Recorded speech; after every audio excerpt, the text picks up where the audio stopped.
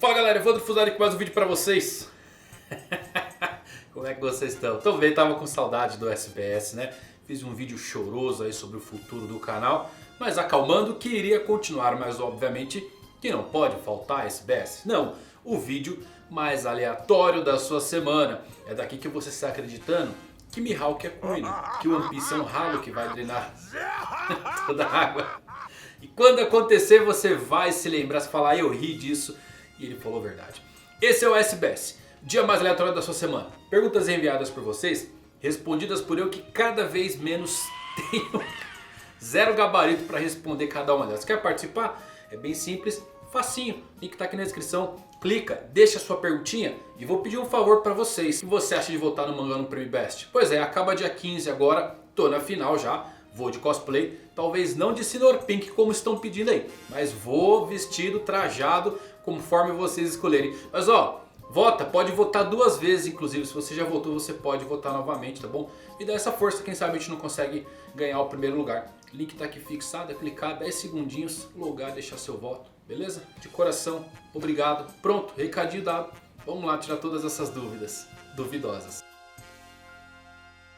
Então vamos lá, mas é a pergunta aqui do JXP019. Ele perguntou qual que é o sonho do Luffy. Ele acabou de assistir o episódio onde ele fala para a tripulação, mas não mostra. Foi muito legal isso, né? O One Piece é muito mágico, porque nessa altura do campeonato, onde estávamos ali, você descobrir que o Luffy não quer ser somente rei dos piratas, é somente um caminho para ele realizar o seu verdadeiro sonho, é uma das coisas mais incríveis de se presenciar. Todo esse tempo achávamos que o Luffy queria ser apenas o mais livre, o rei dos piratas, mas não. Ele tem um sonho oculto por trás disso.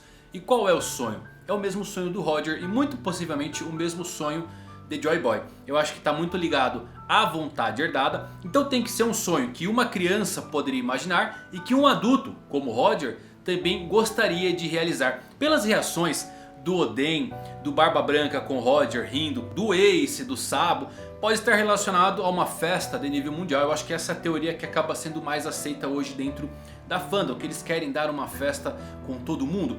Eu tenho uma pessoal que eu gosto bastante também, saindo um pouquinho desse tema de festa, porque assim, a festa em si, ela acontece todo final de arco, né? Isso aí vocês estão ligados já. Inclusive o Oda, ele deu uma entrevista que falou que no final da série vai ter uma festa, ou seja, ele deu um spoiler do final. O que vai ter no final de One Piece? Uma festa. Então você colocar o sonho do Luffy como uma festa de novo, acaba dando aquela quebrada, né? A minha teoria pessoal é que talvez o Luffy queira que o mundo em si veja os piratas de uma outra forma, que eles encarem a personificação do pirata não como os malvados que atacam, que saqueiam, mas com a personificação da própria liberdade em si. Talvez ele queira criar um mundo pirata, onde as pessoas podem fazer o que elas quiserem. Eu fiz um vídeo já sobre isso e é uma ideia muito interessante assim, porque você falar isso como um adulto realmente traria riso de uma pessoa como Barba Branca, como Oden. Fala, cara, é maluco, é transformar todo mundo em pirata. Então talvez eles queiram não ter apenas um reino pirata. Lembra desse contexto de coisa do rei do mundo que rola bastante aí? Temos o Joy Boy que queria ser rei também, mas o que? Ele queria ser rei do que? Já que ele é considerado o primeiro pirata da história.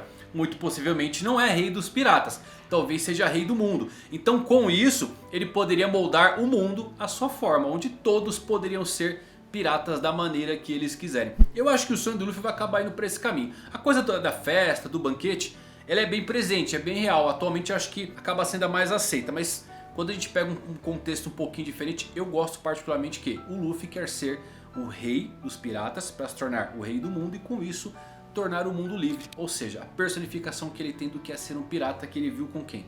Shanks o Ruivo. JG Tomassi, a arma que destruiu Luzia é Uranus. Para ter resistido tanto tempo desde o século perdido, ela deve ter sido feita do mesmo material que os poneglyphs.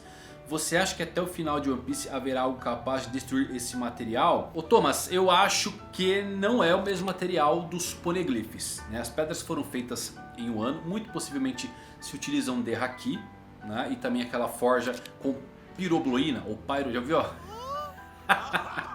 Sempre voltamos na pirobloína. Você já ouviu a palavra da pirobloína hoje? Quem lembra desse elemento do mundo de One Piece? Vamos lá, pirobloína ou pyrobloin é um elemento que sai do fundo do mar de vulcões marítimos e é o responsável por manter as nuvens lá de Skypiea do jeito que as pessoas conseguem andar, pisar. E a pirobloína também é o mesmo elemento usado para se fazer as pedras do mar, o Kairoseki. Por isso que é bem raríssimo. Então a pirobloína é bem importante. E isso deve estar presente também nos poneglyphs. E por quê? Bom, vimos que os poneglyphs foram feitos no vulcão, né? Você vê que parece dentro do vulcão. Muito possivelmente o Monte Fuji lá de Wano era onde eles forjavam. Então eles banhavam naquela água cheia de pirobloína e deixaram altamente resistente. E por que temos essa dedução? Porque o Kairoseki, que usa a pirobloína, é indestrutível. Até hoje não vimos ninguém quebrar. Lembra, a gaiola do Doflamingo não conseguiu destruir. A Akuma no Mi, espada, não quebra nada. Ah, a GT do Smoker quebrou. A GT do Smoker é só a pontinha que é de Kairoseki. O resto era material comum. Então ao que parece o Kairoseki ele é indestrutível, assim como os poneglyphs. Agora voltando um pouquinho à sua pergunta em si. Eu não acho que Uranus seja totalmente feita desse material. Até porque temos Emmet, que vem do século perdido.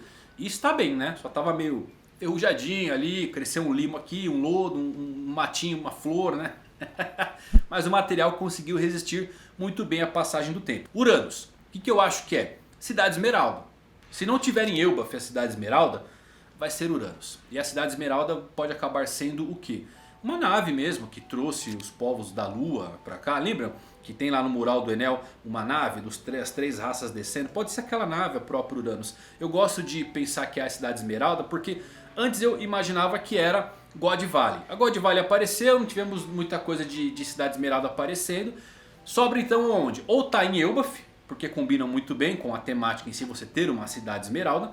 Ou então eu creio que seja a própria Uranus. É uma ilha flutuante e ali você tem uma cidade muito antiga que agora foi transformada realmente em um maquinário, em uma arma capaz de disparar esses feixes de energia abastecidos por Mother Flame. O Stanley Oliveira quer saber quando vai ser o próximo vídeo de teorias bizarras de One Piece. Toda hora aparece, né? Eu de vez em quando trago umas, mas tá faltando vocês me mandarem aí. Mandam umas teorias legais aí.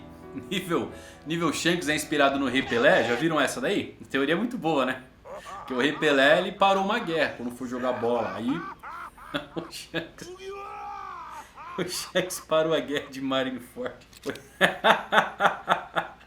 O nível de dedução do fã de One Piece é magistral. Então tá faltando vocês me mandarem essas teorias aí. Se mandarem umas teorias boas mesmo, eu faço um vídeo das piores e melhores teorias. Ai cara, isso me quebra. Eu lembrei do chapéu de palha, né? O Anhalo aí, vocês ficaram rindo. Eu nunca ri do Anhalo. O Anhalo eu nunca ri. Cara de pau. Vai acontecer, a culpa é de vocês. Então manda lá no Instagram, porque geralmente eu vou guardando. Aí a gente faz um vídeo. Gustavo Serafim tá perguntando aqui se eu sei explicar o quanto o Luffy sente raiva do Akainu por ter matado o Ace. A série não deixa explícito se ele tem um desejo real de vingança. Eu acho que o Luffy, se ele ver o Akainu, talvez ele faça realmente uma cara de bravo, ele se lembre dos momentos.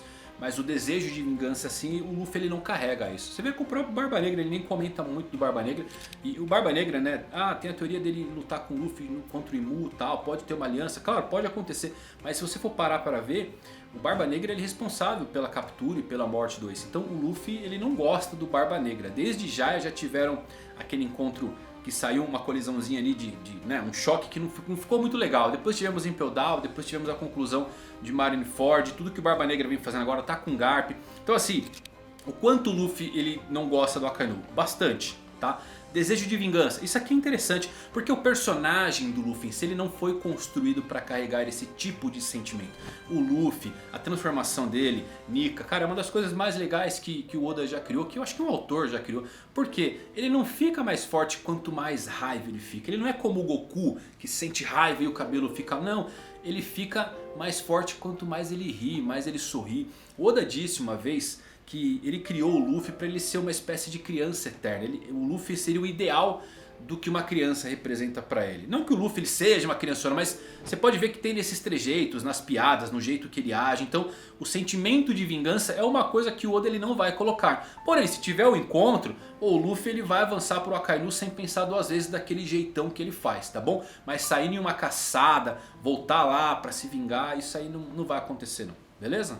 Cezinha Gonçalves, com o despertar do grande deus Pirata Bug, poderia se dividir em nível atômico? Eu lembrei, sabe do que? Do Fruta do Kid, né? Fruta do Kid é quebrada, convenhamos. é roubada. Por quê? Ele poderia ser o Magneto do mundo de One Piece, puxar o ferro do teu sangue. Aí que ele faz? Ele vira um imã.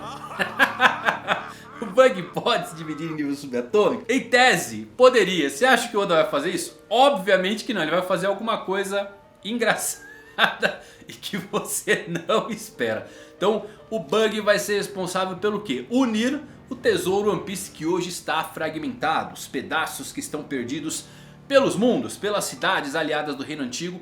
Bug vai conseguir unir tudo em uma peça só, porque esses fragmentos foram separados há muito tempo pelo seu poder desperto. Ó, o Eiris Gabriel, ele tá perguntando uma coisa bem legal aqui, inclusive eu fiz um vídeo já sobre isso, mas vale a pena responder, né? O Oda comentou na Jump Festa do ano passado, e quando ele comenta que vai ter uma Jump Festa agora, ele vai deixar uma carta que fica válida para o ano de 2025. Então ele comentou o seguinte, que a batalha entre dois personagens vai ter um resultado inesperado. É uma batalha que tá todo mundo esperando, o que teorizamos ser Shanks e Barba Negra. Eu ainda mantenho a esperança que seja de fato essa luta acontecendo, até porque Barba Negra pode tentar pegar a fruta do Loki, a terceira fruta dele. Seria um lugar ideal, né? Warland, Terra das Guerras, Shanks versus Barba Negra acontecendo na frente dos olhos do Luffy. Olha que lutão que seria. Mas assim, o Oda disse isso que seria pra 2024. Então não vai acontecer, não vai ser Shanks e Barba Negra. Não é bem assim não, tá? Porque tem mudanças no calendário, que nem o Oda ficou doente, a gente teve uns atrasos em capítulos, diminuiu bastante a periodicidade, tem live action, o Oda tá viajando pra África do Sul, pode acabar ficando pra 2025. Aconteceu a mesma coisa quando ele disse, o Homem de Cabelos Vermelhos vai se mover. Aí no ano seguinte a gente teve quem? O Kid. O Kid aparecendo ali, mas falou, pô, não pode ser o Kid. Aí começou, pô, quem que é o outro Homem de Cabelos Vermelhos? Porque o Shanks não apareceu. Mas no final das contas era o Shanks, né? O Shanks ele apareceu, aí viu o filme Red, aí fez toda aquela introdução com Aramaki e apareceu sucessivamente. Então eu acredito que isso vai ficar para 2025 porque o calendário acabou não batendo com o que o Oda queria mostrar. Shanks vs Barba Negra é bem real. Capitão AB, ele quer saber se Uranus pode ter um poder infinito, já que a Mother Flame dá a nos entender que é isso. Você acha que as outras armas ancestrais também podem seguir este padrão? Eu acho que não tem um poder infinito, até porque o governo mundial não conseguiu utilizar a arma desde o século perdido. Se eles pudessem usar, já teriam feito esse uso. Eles precisavam que o Vegapunk criasse a Mother Flame. E o próprio Vegapunk diz que o experimento dele não está completo, porque ele queria descobrir qual que era a verdadeira fonte usada pelo Reino Antigo. Então ele criou a Mother Flame, que ainda é uma coisa meio que incompleta, que eu acredito que foi feito dos experimentos com os lunares, principalmente com Albert, o King, que passou um tempo com ele em Punk Hazard. Então ele deve ter estudado a fonte daquela chama, criou o Mother Flame. E lembrem também que a ilha de Egghead ela era abastecida por fogo. E aí você tem aquela fala da Lilith, que se ela tivesse energia suficiente ela poderia criar o seu próprio sol. Então Mother Flame eu acredito que nesse momento ainda está incompleta. Por quê? Porque talvez o Luffy precise devorar ela, né? Aquele velho conto de Hanuman, que eu já trouxe uns vídeos pra vocês, mas é bem sempre bom lembrar. Tem um mito de Hanuman, que é a divindade, o deus macaco que inspirou São Kong, que também tem um outro nome conhecido como Bajarang, que é o nome do golpe que o Luffy usa contra o Kaido, o Bajarang Gun. Então assim, o mito ali é que o Hanuman um dia saiu da caverna dele, olhou pro sol e falou, pô, é uma manga, vou comer essa manga. Tentou comer o sol. Aí os deuses deitaram ele na porrada. Falou, tá louco, você é o sol, vai comer o sol. E combina com o Luffy, né? Ele às vezes vê lá a Mother Flame e fala, uma fruta, vou lá e como. Combina bastante com os temas. Pode ser essa fusão de Nika Deus Sol com a Mother Flame que pode dar o catalisador para a forma final acontecer e a energia do Reino Antigo funcionar. Então pelo fato de Uranus não ter sido disparado durante todo esse período, pelo menos não sabemos. O único outro buraco que temos igualzinho é Enies Lobby, pode ter sido o último disparo feito por essa arma e ela descarregou, né? Então eu acredito que não tem potencial ou energia infinita para as armas ancestrais. Claro, dependendo, né? Você pega a Shirahoshi, é um ser vivo, então o comando dela, o controle dela pode acontecer o quanto ela quiser utilizar. Pluton não sabemos ainda qual a fonte de energia, se precisa ser energizado. Eu gosto da teoria tirado da onde? Tirado da minha cabeça maluca de que a Vivi pode ser a reencarnação do Klabauterman de Pluton. Legal, né? Lembra a fadinha dos navios? Então Vivi é o Klabauterman, ela que vai energizar. O Oda traria um contexto bem diferente das outras armas ancestrais. Uma princesa sereia, uma ilha flutuante, uma nave espacial abastecida por uma chama. E por fim, um navio que tem seu próprio Klabauterman. Por isso que a família Nefertari é tão importante. Rigorix, e se existir um haki dos deuses? Nos Chapéus de Palha já teremos 3 deuses. Deus Sol, Deus das Almas e o Deus dos Atiradores. Talvez um Deus da Espada e o Deus do Amor. Jogou o Zoro e o Sanji lá pro 4º e 5º escalão. E um bônus. Quando o Luffy falou para o Bug que seria rei dos piratas, o Bug falou: se você vai ser rei dos piratas, eu vou ser o Deus dos piratas. Eu gostei que ele começou mó legal, né? E colocou o Zoro e o Sanji. O Deus da Espada, talvez, né? E um Deus do Amor. Mas assim... o que tem a ver o haki dos deuses com o Deus do Amor, o Deus da Espada? Eu acho que tá mais entrelaçado aí com os feitos do que o próprio haki, convenhamos. Mas vamos separar duas coisas aqui. Pode ter um haki do nível divino? Tem, já tem. O Joy Boy mostrou ali, não dá, meu. Não dá, e inclusive ele fez a divindade desse mundo se ajoelhar, que é o próprio Musama.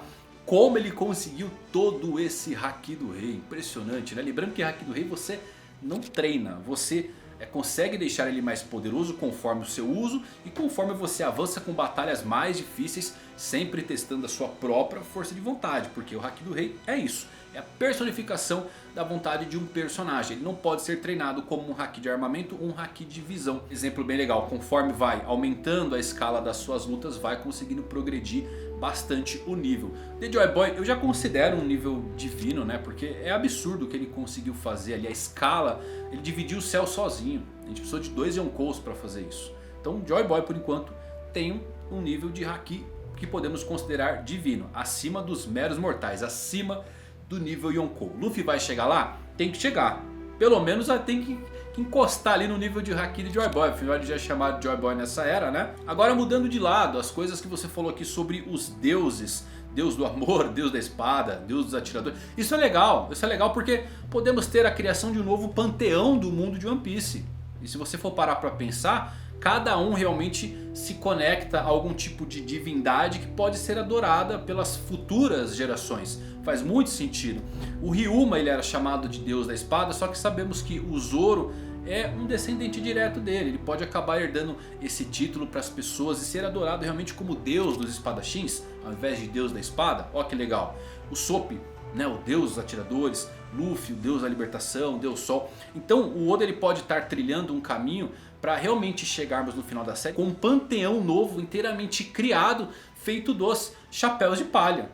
O que é bem legal, né? Que é bem interessante. Não necessariamente que eles vão ter os poderes divinos, sei lá, aquela coisa mágica, aquela coisa de onisciência, onipresença. Não, mas que as pessoas começam a ter essa adoração por eles e começam a rezar para essas divindades. Estátuas são construídas. E eles continuam do jeitinho deles lá, cada um fazendo a coisa que gosta, tal, mas o mundo vê eles de uma forma diferente. Interessante a criação de um novo panteão, né? Tirando os dragões celestiais, os deuses desse mundo na atualidade, que na verdade são demônios, e colocando de fato novos deuses que as pessoas podem rezar, orar e pedir proteção. Legal pra caramba. E é isso, bastante perguntas respondidas, espero que vocês tenham gostado. Deixa sua perguntinha aí, clica no link, deixa sua perguntinha. Se gostou desse vídeo, deixa um like. Até a próxima, valeu por assistirem, fui!